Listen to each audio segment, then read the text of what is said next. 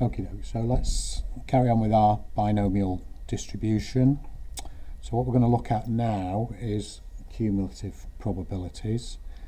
This is a really nice function on the calculator that makes life quite easy for you. Okay, so I'll explain it through the example. So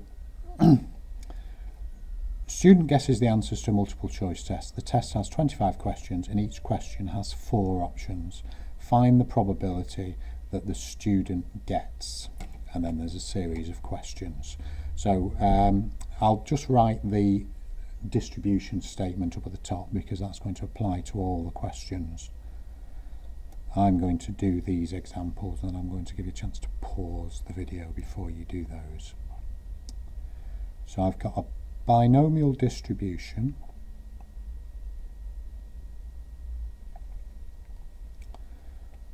I have 25 questions in my test.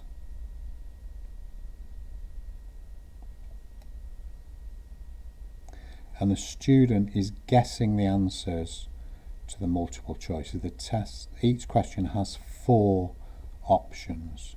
So the probability of getting a question right by just guessing is a quarter.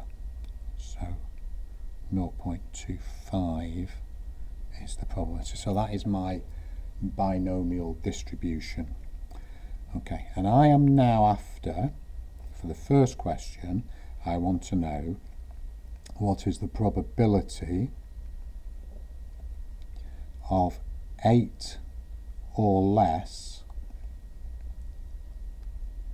of those questions being correct. Now, if we were using the BPD from the previous page, I would have had to have worked out the probability of 0, 1, 2, 3, 4 and add them all up. Yeah, it would have taken a long time, but fortunately we have a function called BCD, which is binomial cumulative distribution. Right, so I'll go into my stats mode, I'm going to my distribution, I'm going to my binomial, and this time I'm picking the second option from the binomial, which is BCD. Okay, and we see something slightly different this time. Rather than the X that we got on BPD, I've got my lower and my upper. So I can use that to find a range of values. So what I am after is all the values from 0 up to 8. Bearing in mind this student could get anywhere between 0 and 25 right. Okay, so I'm after 0 to 8. So my lower is 0, my upper is 8, my number of trials is 25, and my probability is 0.25. And that is my answer. And I'm going to go to 4 decimal places. Okay, we don't need to show any working on a question like that. We do need to show this probability statement just to fully confirm that we have interpreted the question correctly, but I can go straight from there to the answer.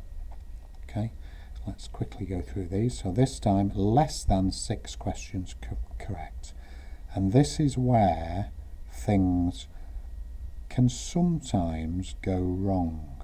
So really what I'm after is that, aren't I? Now what does that mean? That means anywhere between 0 and 5. So it's not 6 in the upper, because it's specifically saying less than 6 rather than less than or less than or equal to 6. So 5 is my answer there. In fact, what might be a useful thing to write down just to organise your thinking would be that, because less than 6 is equal to the probability of being less than or equal to 5.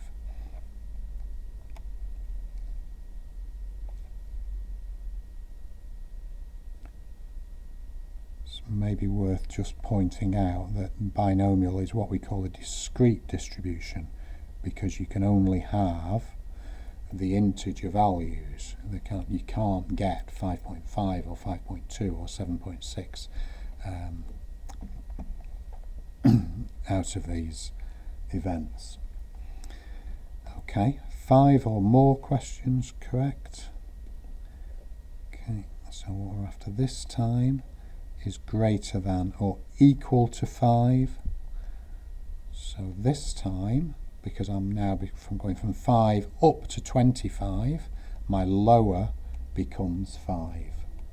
My upper is 25. Number of trials and the probability are the same. 8,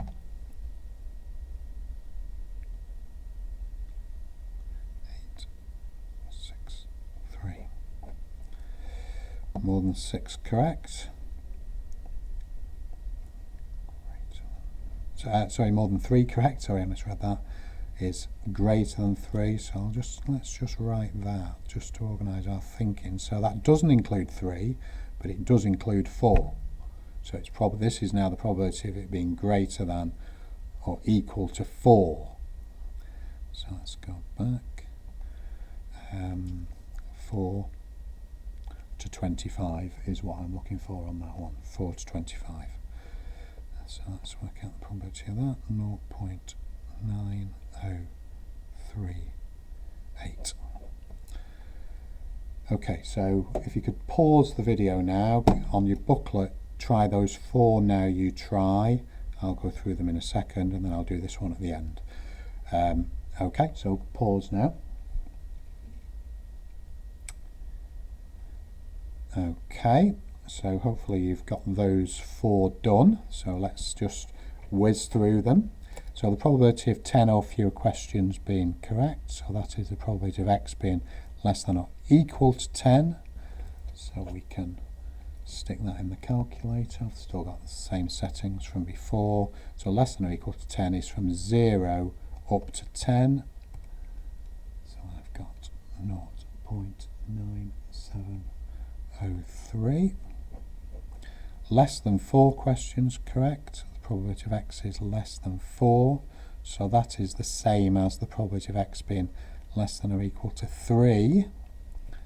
So this time I'm going from 0 up to 3. 0.0962. 9 or more questions correct. Probability of x being greater than or equal to 9.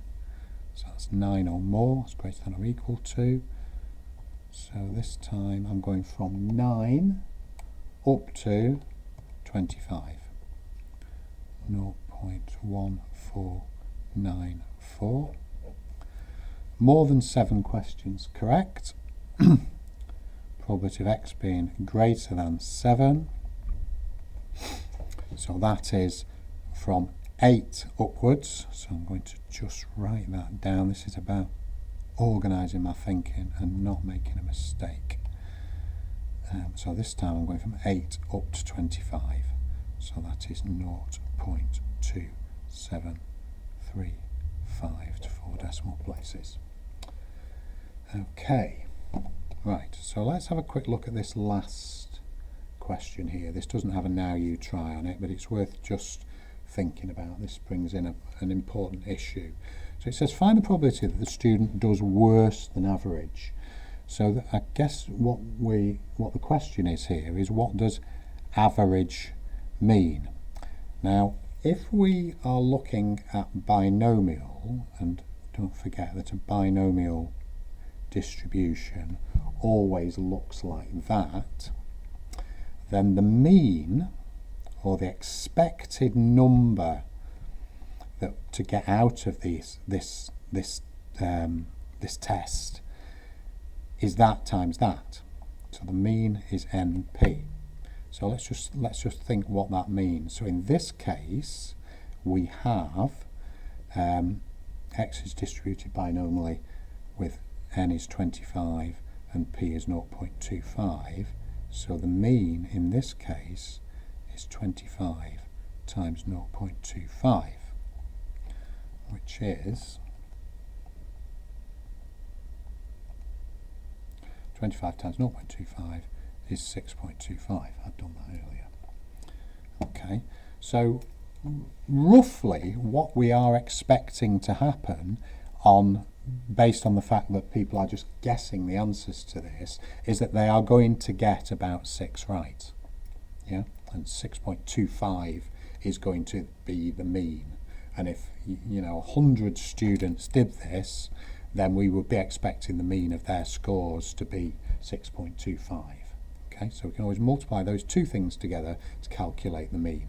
So what we want to know now is the probability that the student does worse than average. So we are after the probability of x being less than 6.25.